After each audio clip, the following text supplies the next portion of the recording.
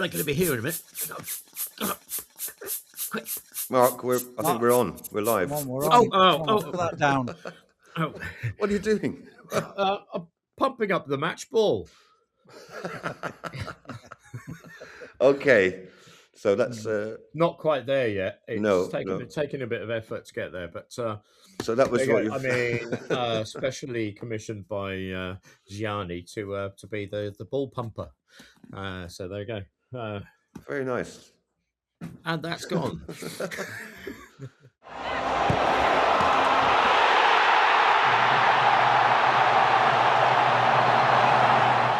So are you hoping to have the actual full ball pump by the end of the tournament, or have you? I would like to have the ball pumped by the end of the tournament. That's it's quite an ambition, but Right. It's one I'm prepared to take on.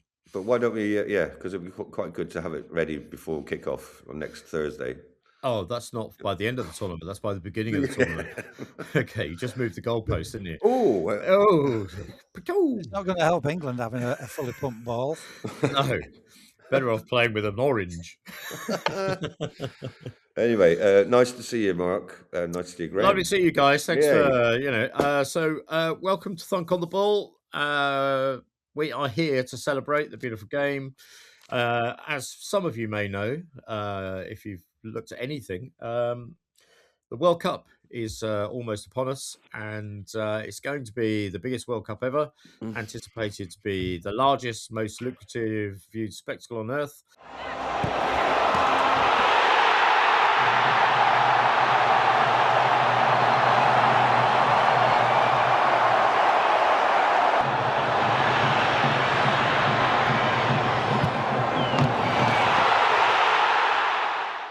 But here to help sort of translate that into real meaning are my two great friends, Graham and Franco. Graham, how you doing? Doing well, thank you. And it's Graham with a H in the middle. Let's get that straight. Great. Not standing for any messing around. But not pronounced Graham. No. The working class. Let's just remember, this is the United States World Cup, including Mexico and Canada. Gee whiz. So you could be a Graham. Graham. That's right. They can't pronounce Graham, because I actually did work in America many years ago on a summer camp, and they called me Graham for the whole 3 months, which really pissed me off. Excellent. I'm never going back. Never going back. He's never going back. Franco, welcome. How are you? Thanks, mate. I'm good. I'm calling in from the lovely city of Bologna here in Italy. Hopefully, I'm going to be back in the studio by next week. But I'm here at the moment, so this is our So it's a bit So I'm in Bologna at the moment. And how is the atmosphere building in Bologna? I mean, towards this World Cup. I did think about going out and doing some vox pop on the street with my limited Italian, and see how many people are just going to punch me. Say, so how do you think Italy will get on the World Cup? So I don't know. Yes. Oh yeah, I'm sure it's. I might risk it just for a laugh. Could be a bit tetchy out there, you know. Do you know what? Interesting, because I was talking to an Italian friend the other day, and I didn't realise Italy haven't been in the last 3 World Cups. So they didn't make 3, is it? They didn't make Russia, they didn't make Qatar, and they haven't made this one. So that, I mean, in terms of, it must be about time they hosted it again, then, so they can actually get in it. Yeah, I'll tell them that. They can actually enjoy the group stage. Hello, I'm Mike McLean, and here are a few stories that are happening in the football world and the World Cup. The Brazil manager, Carlo Ancelotti, is hoping to get in shape and get fitter for this year's World Cup, so he decided to do the Rio half marathon, which he did in under an hour. He said he would have done it quicker, but he had to stop for petrol. Well, I think for a country of that, of its stature in terms of football, they've won, I think, 4 World Cups since the 30s. They won Spain. Major European nation, Yeah, and it's just bizarre they're not. They're not in. It's a shame in some ways. It is a shame, because I really like. There's always a good game of Italy winning. So the last one they won was 2006. Well, it's Germany. more recently than England, but anyway, never mind. As I said, this is anticipated to be the largest, most lucrative. it's the biggest football tournament that's ever been. More teams, more games, more fans, more TV, more money, more carbon, more environmental impact, more-ons, and more on that later. I mean, how are you guys feeling? How are you anticipating this festival of the beautiful game? I think, well, funny, just before you go on that, because I found the clip from the FIFA, and they're funny enough, their commercial is running more. So I think maybe have a look at that just for a laugh or a bit of it, because interesting you should say that more. More this, Let's more have that. a look at that. Yeah.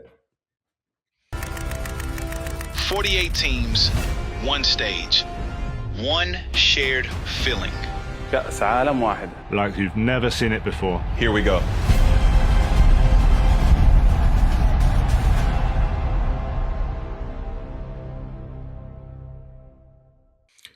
Well, there you go. That was it. Scintillating, wasn't it? I mean, It's a very difficult thing to watch, frankly. Graham, what was your take on that? I mean, there's a lot of excitement from that video. I didn't see it. So, Shall we go to VAR? fuck you both. Hello, your wife's just called. She says, can you call in at Aldi on the way home and get some custard creams? Oh, and get some loo roll as well. Apparently your granddad's got the shits again. That's a beautiful piece of gold. No, I didn't see it, actually. Technical blunder. Technical blunder. Have you ever worked in football management? Because that's usually what the management say. I'm going to go, no, I didn't see it. Yeah, that was obviously a blatant penalty. No, I didn't see it. Didn't see a thing. Especially if you're a Liverpool manager. That's right, I'm old school. You're old school. Old school, like it. Yeah. It's but yeah, I think my take, even just from that, the Americanization of it all, it's funny how they didn't actually drop the word soccer in there instead of football, but I think it is, the sort of build up. I mean, there's obviously a lot we can talk about in terms of the whole, whole ends of ticketing and all that, which we'll get onto later. But I think, in terms of the build up, a lot of the press are saying that, it could be a damp squib. Football can be a cruel game at times, can't it? I mean, the last home game of Sheffield Wednesday, somebody threw a pound coin on the pitch. Now, the good news is police are looking into this, but they haven't decided yet whether it was a missile or a potential takeover bid. It's the biggest World Cup ever as far as teams, 48 teams instead of 32.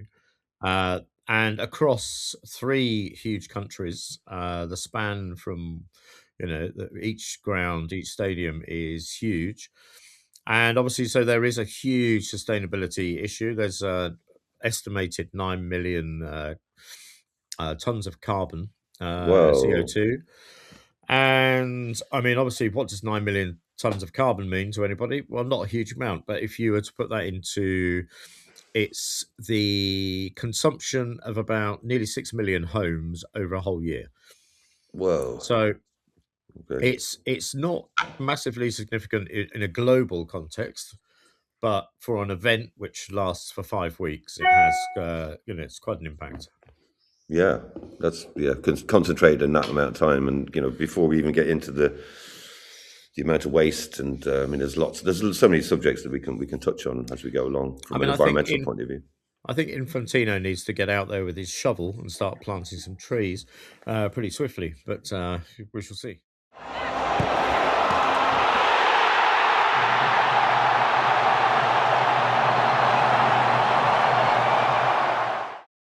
That's a beautiful piece of gold. Absolutely. What are your predictions? Well, are we doing that? Are we doing that already? Are we going to talk about predictions already? I think we should. I think let's put them on the table. Then at least we can, fall on our sword. The England manager, Thomas Tuchel, said he's picked a squad that he thinks can win the World Cup. Unfortunately, it was Argentina. I'm because this is the more teams, more everything. It's very Moorish, very Moorish. I think this is the Moorish World Cup, and for that reason, I'm going to go for Morocco, who are quite Moorish. And I mean, I almost like to back the Moroccans because I love Essaouira. I like Morocco, and I mean, perhaps I could be a Moroccan influencer. You could. Yeah, well, you look the part. Just flat cap on. Just gonna put that one out there to the Moroccan tourist board. But what about you guys?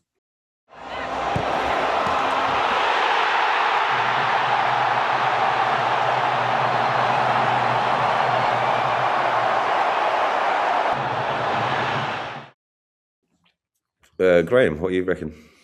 Well, I couldn't decide, so I thought, well, I'm going to wait till my wife comes home from the shops, and whichever product she gets out of the shopping bag, wherever that country is, that's what the country I'm going to support and go for. Right. But she brought out pasta first of all, so Italy. It's not going to work, is it? But because I actually lived my life in the 1970s, like I was still there, the next thing she brought out was a tin of Fray Bentos corned beef. Argentina, of course. Oh.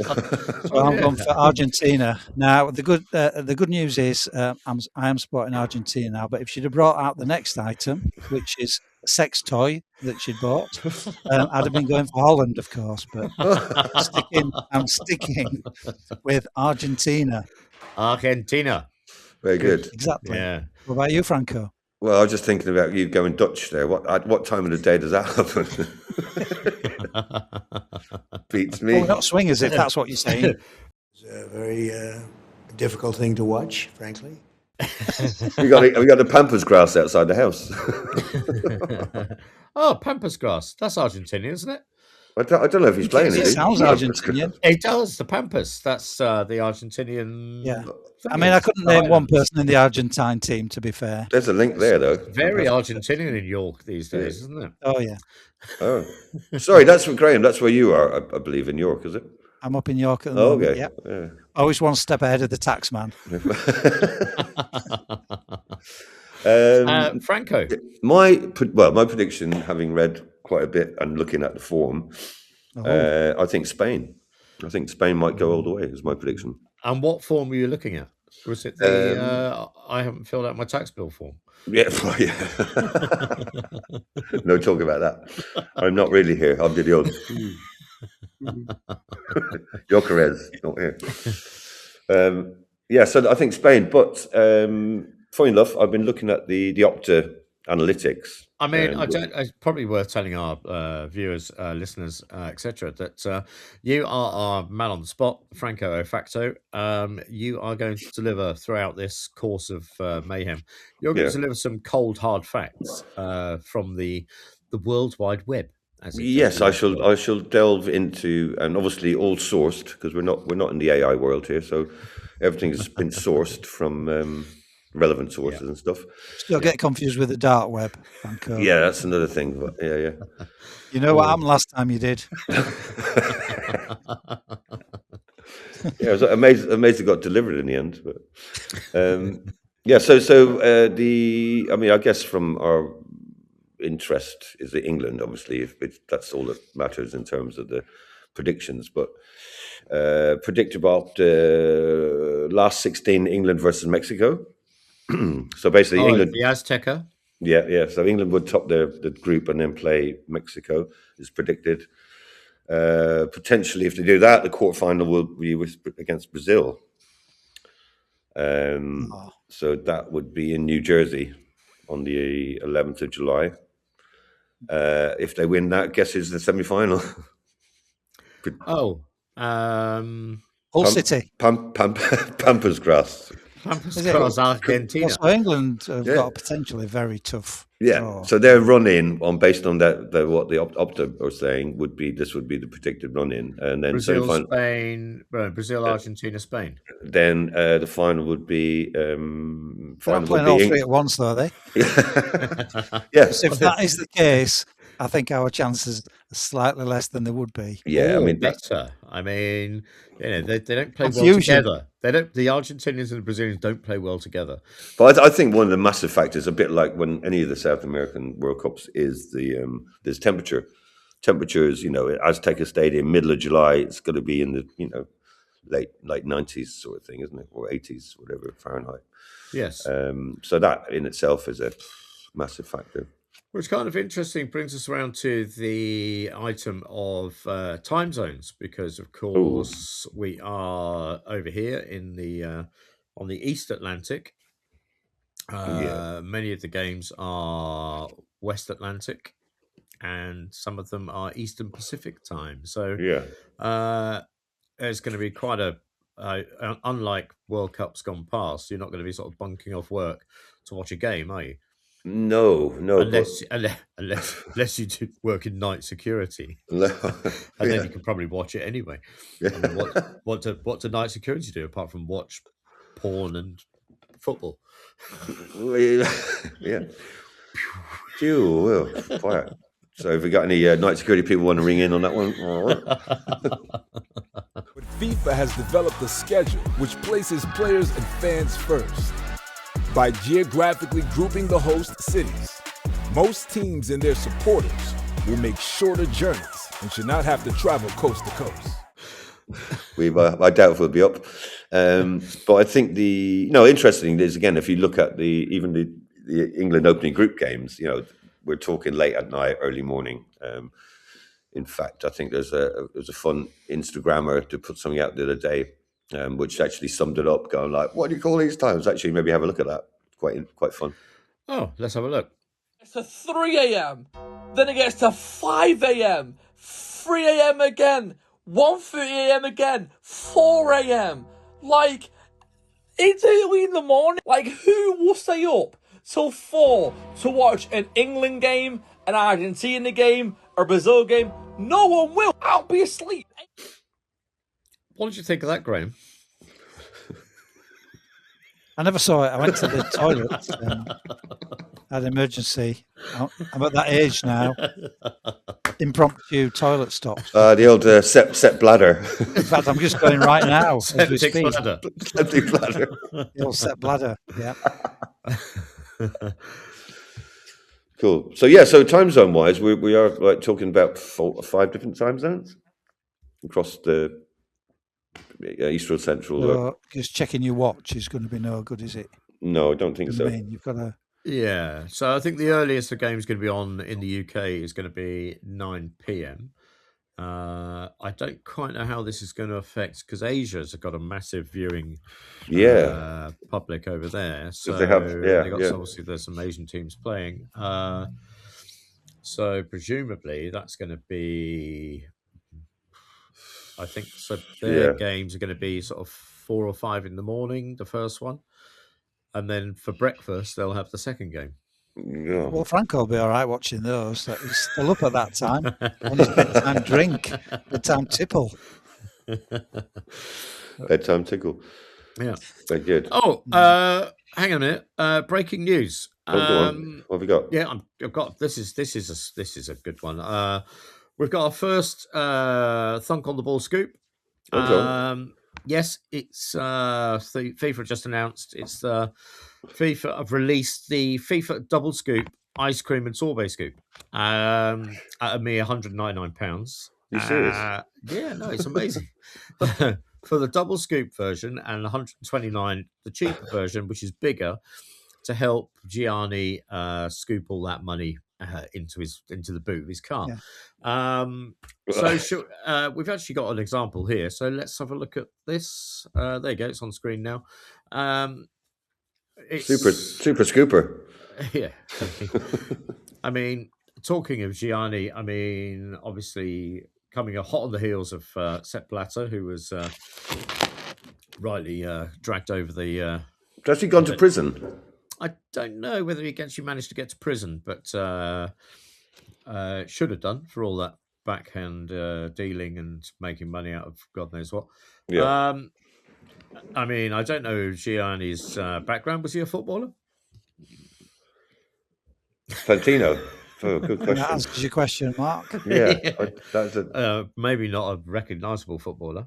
Well, that's a good question. We should I should factor check that one. I mean, after the corruption of the previous incumbent, you would think that he would make great changes, but I'm not entirely sure cozying up to DT, for want of a better expression, is exactly the right direction of travel. But hey, that's FIFA. That's FIFA. Oh, genius! Absolute genius! Oh, Mark's rehydrating. Oh, wait a minute. Hey, Mark, you won't be able to take that into the stadium. You know that, don't you? Really? Yeah. You know that FIFA have banned those. They've swapped ends. Financially induced change of heart. Yeah, so you've got to buy a plastic bottle now. So presumably, water in the stadium will be subsidised. Apparently, anything up to $10 a bottle. Oh, really? Only $10. Fantastic. Life or death. Life or death. So they can't. So how does that work then? If they want to use, even if we go to Arsenal then, and you buy a plastic bottle of water at Arsenal Stadium, and they take the cap off and hand you back the bottle, because with the cap on, it could be deemed as a missile. So there you go. Oh, is this the whole thing, the missile thing? Yeah, but if you look at, FIFA are charging what, $9? Not to play badly, then, isn't it? Say that again, Graham. It's a reason not to play badly. There won't be missiles if the teams are going at it, hell for leather. Yeah, you've got to keep the fans happy. Yeah, that's right. Yeah. Jubilant fans don't throw missiles. Fans should be given missiles. That's what I think. Well, they're in the right country, but they make enough over there. Absolutely. Exactly. Should all have firearms. Everybody in the crowd. You can't take plastic into the ground, but you're allowed to take your weapon. Yeah, you can't take guns into the ground apparently either. So another example of, is this just pure profiteering from FIFA and the organisers? I mean, this is the thing. The whole, it's bigger. It's supposedly it's more this. Is it this? Is it better for the fans, or is it just helping to line FIFA's already bulging pockets and the organisers and anybody attached to it, anybody who's franchised into that whole thing? I understand there are a few issues with ticket sales, but could it be a monumental flop? Well, I think just what we were saying earlier, this whole build-up, and there is a lot going on in tickets. In fact, there's a couple of Instagrammable snippets that I found, which are worth having a look at. Read the tickets. It's nuts, actually. Have a look at this. Ticket prices feel downright criminal to some fans, but are they? That's what officials in New York and New Jersey want to know, and they've launched an investigation into FIFA to find out. What did you think of that, Graham? I never actually saw it. It was at the toilet. Again. Must have a bladder like a space hopper or a pea. Never have a strong curry before a podcast. That's what I've learned. Never have a what? A strong curry before a podcast. A strong curry.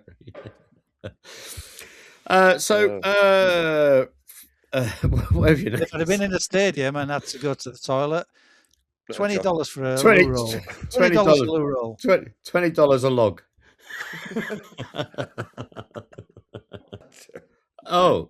Alert! Participant Graham is having a problem. Failed with member. Failure reason. Error. Media recorder is not working as expected. Inactive. Well. In other footballing news, the Swedish football team are actually being sponsored by IKEA, which will explain why they're playing with a flat back four. So, Graham, I know you've been keeping your eyes peeled on the merch situation. I mean, obviously, there's been some interesting rubbish out there that you can buy. If I could just start the ball rolling with what I noticed was the Lego World Cup. And as you can see, it's such a close replica. I mean, that looks shite, I have to say. Yeah. And guess what? It's only 150 quid. I just can't imagine the kids' faces when they receive that and say, "Dad, what the F is that?" Yeah. Or Mum, what the I wonder how long it will take you to make that, actually. Should we not try? We're not going to spend 130 quid on a crappy Lego cup, are we? Yeah. And of course, no surprises, Monopoly there's a FIFA Monopoly game. Ironically. Yeah, the irony runs pretty deep on that one. That's a good idea. Who knows? I think it's just community chest is just little brown packages of cash, and you just pass those around, and you sort of you swindle people as you go around. I think that's probably how it works. I didn't actually say swindle, just in case anybody, just in case the lawyers are tuning in. Graham, I understand you've discovered some rare gems on the merchant trail. Yes, well, I mean, you've mentioned the Jules Rimet trophy, which is not that effective. Looks like there's a few pieces missing, doesn't it? Really, should be. I always thought it was curved, like a nice. Well, hold a second. Curving thing. No, wait, Jules Rimet was the one that England lost, wasn't it? Oh yeah, the one that England won. I don't know what the trophy is. Whatever. It's 150. The Jules Rimet had the wings, didn't it? Yeah. That's the one that the Pickles found in the bush. Was given to Brazil because they won it 3 or 4 times. Well, this isn't the Jules Rimet trophy, no. is it? No, it's the beautifully sculpted one. It's quite a beautiful object. Objet d'art. First introduced in 1974, and Germany won it, beat Holland in the final, if you remember that. Thank you, Franco Facto. Franco Facto. So we've got the trophy for 150 quid from Lego, and we've got the Monopoly 30 quid. And what about this one that I've just discovered? It's the Infantino cock ring. 200 quid. Could you say that again? Because you froze then. You went, it's the Infantino ring. I froze there for legal purposes. Just in case. I did say the lawyers were starting to listen. Because they're bringing out all sorts of merchandise. You seriously? That is the Infantino. What is it? Is it one size fits all or what? Hang on a minute. The lawyers are saying we can't say that. Can't say what? Whatever we just said. All right. We can't say it. Can we say it in Italian? You can say it in Italian as long as the lawyers aren't Italian. Wow, you're fluent, mate. Anyway, so I think it might be the cock ring that is kind of doing it. So I think if we. So do you think that could be a drawback? Could be a drawback. It could be. It could stiff us up. Well, I've changed my house into my wife's name anyway, so I'm okay. But look, I did find another piece of merchandise. Hang a minute. Yeah, no, the ring. Yeah. Infantino, cock. Okay, we can't use those in the same sentence. Okay. So yeah, we can't talk about. It's a very difficult thing to watch, frankly. Okay. Good. I'm glad we made that clear. Yeah. Well, I found another piece of merchandise, and this commemorates the 1990 World Cup. Remember Gary Lineker playing against the Republic of Ireland? Yeah. This is a replica turd that Lineker left behind just outside the penalty box, which is quite apt, really. And only 200 quid. Only 200 quid. Officially endorsed by FIFA. You'd love to get your hands on that, wouldn't you, guys? Yeah. Oh, I don't know. Well, speaking of which, because although we can't talk about a certain item, we can talk about Infantino's balls, because Franco Facto, I believe you have the latest on the balls that everybody wants to be playing with in World Cup 26. I absolutely adore balls, because I don't know, even as a kid, I've actually I could name every football for what World Cup, and in fact, I hand painted the tango for 1978, so I could. I bet you were a lot of fun to hang around with as a kid, weren't you? Actually, it was because all my mates would come to me and say, "Oh wow, you got this tango football from the World Cup," and they look at it and say, "Oh, you just painted that on." It all geometrically worked out, so I'm quite chuffed with that. So I did have a fascination with balls, and funny enough, the talking balls, little factoid for you: this new ball for this World Cup is called a trionder. And it basically tri meaning three because there's 3 nations, and onda means wave in Spanish. So it's the trionder. Mexican wave. Mexican wave, yeah, exactly. And it's actually got it's got a chip, so it's actually like a computer ball. Well, what's the chip for? Well, it records up to 500 pieces of information per second. So that's either touches, handballs. It's all interlinked with a system for the referee, so it's super high tech. And if you imagine like how many balls, like multi-ball play, how many balls per game, all those balls have to be charged before the game, so they actually charge them up. Even if it's obviously going to last 90 plus the extra time or whatever, and penalties in England's case. And then the three colors in it are obviously representative of Mexico, US and Canada, and Mexico, maple leaf for Canada, Mexico has an eagle, and then the USA has a star in theirs. So, how does it fly? What about the aerodynamics? Any news on the aerodynamics? Yeah, well, it's the least panel ball ever played in the World Cup, so it's only made up of 4 panels. Fisher price £130 sterling. Oh, it's about half the price. Yeah, it's about 100. So just within it's pocket money range for the kids. Yeah, exactly. Yeah, so that's the actually let me read this surprising fact. Unlike many previous match balls, the competition version contains recycled materials in its construction. Well, there we go. Thinking about fantastic. Green. Yeah. Of course, whether that offsets the emissions of 48-team World Cups spread across North America and other is a debate. It could well be. Yeah. Little fun fact for you: Trender's sensor records movement of 500 times every second. So that's what I touched on earlier. Every kick of the ball is being monitored, and referees will be able to make better decisions about things like offside goals. But anyway, on top of that, it means it's the most heavily monitored object at the World Cup isn't a player, it's the ball itself. So I thought that'd be interesting pub factoid for you. Great stuff. Yeah. What does VAR think? It is. Oh, yeah. I mean, what does VAR think of the new ball? Now then, Gianni says, is there any way you could keep stopping play? We've guaranteed Adidas that they'll get 50 close-ups of the ball in each half. That'd be lovely.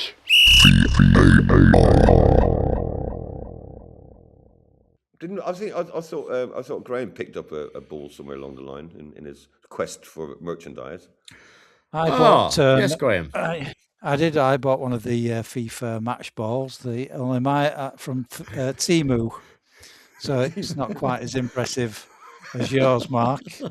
But mine was only £2. So and yours is already pumped up. I've noticed. It is already pumped up, the ready to go. That comes with that. It's special Phil Foden size. They may be smaller, but they're prepared, ready for the game. It's round. But it is round. It's round. Or maybe you haven't pumped it up enough yet. Maybe there's a bit more to go. That might be the thing, yeah. I'll get the wife onto that later on. Special expanding. And then ball. when she's done that, she can have the ball. Ooh. You might need to borrow Mark's pump.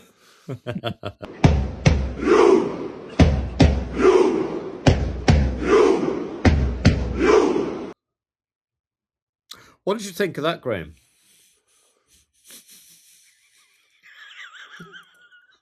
I was actually otherwise engaged at the toilet, but I'm sure they looked amazing. You're going to tell me. Did you know that during the World Cup there'll be 12 billion pints of beer drunk? And that's from the Scotland's dressing room at half-time during their match against Haiti. I want to see us get a penalty. That's what I was saying. I want to see Harry Kane take it like only Harry Kane can. Yeah. Because do you remember in the 90? Qatar. Yep, the Qatar World Cup. 2022. Remember that? Yeah, do you remember that penalty? I think we've got a little something happening on Doha High Street that we need to tell in Doha High Street. Oh, was that the unveiling you were talking about? The unveiling, Harry Kane, the beautiful unveiling. Look, there it is. It's become a mecca for Harry Kane fans. Yeah. Yeah. Well, yes. That was a balloon one for sure. Anyway, let's hope we're not having any of those plaques put up in around Tampa or around Texas, Dallas, or wherever else we're playing. Yeah, all over the shop. Yeah. Okay, cool. So we'll obviously we're going to go and watch the game. But before we do that, I think obviously it's an interesting makeup. The host nations. We've got another small segment for you, Franco. Let us know what that is. Tell us all about it. Well, I know we all like a drink, a little tipple, and I thought would it be fun across the tournament? We've got 148 teams, and they say, "Oh, what relevant beer for that country?" So there's 48 beers, and each country's probably got its own beer, as we've researched thoroughly already. But obviously, with the three hosts, Canada, US, and Mexico, we said, why don't we kick it off with tasting those before we get any further? So I've gone for Canada, which is Molson. Graham, what have you got? I've got Budweiser. Oh, Mark, what have you got? Well, I think I'm kind of winning because I got the Corona from Mexico. Okay. Which I quite like. I've even got a little bit of lime in the top. Oh, look at you! Essential, it's the cocktail. Makes it a cocktail drink. I thought we could, as we go through the shows, I think we could call this segment. Stick with me, lads. I could call this segment "Beer We Go." Beer we go, beer we go, beer we go. I like what you've done there. Beer we go, beer we go. Cheers, lads. Yeah, cheers, chaps. And if you have one of Mark's drinks at the stadium, it's only $10. $10 for the drink and $10 for the lime, and another $10 if they stick it in. Well, what they say is lime is money. Lime is money. Yeah. My Budweiser is, it's what would pretty you say? I would say it's pretty offensive. It's nothing special, and it's not a winner, which is basically same for the American football team. Yes, it's just, I can't drink Budweiser. It's just like coloured water for me.